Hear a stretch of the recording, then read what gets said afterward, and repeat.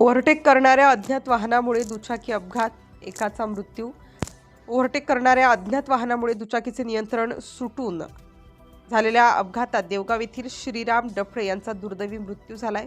या घटनेमुळे देवगाव परिसरात शोककळा पसरली आहे. मिळालेल्या माहितीनुसार श्रीराम डफळे हे आपल्या नातवासोबत अशोकनगर येथे नातेवाईकांची तब्येत पाहण्यासाठी गेले होते, परंतु परत येत असताना रात्री सुमारे 8 वाजताच्या सुमारास गुंजी फाटा अंजन सिंगी रोडवर दोन अज्ञात वाहने ओव्हरटेक करत होती. त्या वाहनांच्या तीव्र प्रकाशामुळे दुचाकी चालकाचे नियंत्रण सुटले.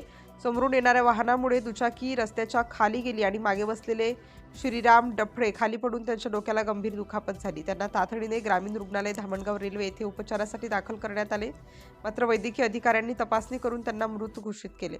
ओव्हरटेक करणाऱ्या अज्ञात वाहनामुळेच हा अपघात घडल्याचे सांगण्यात येत आहे.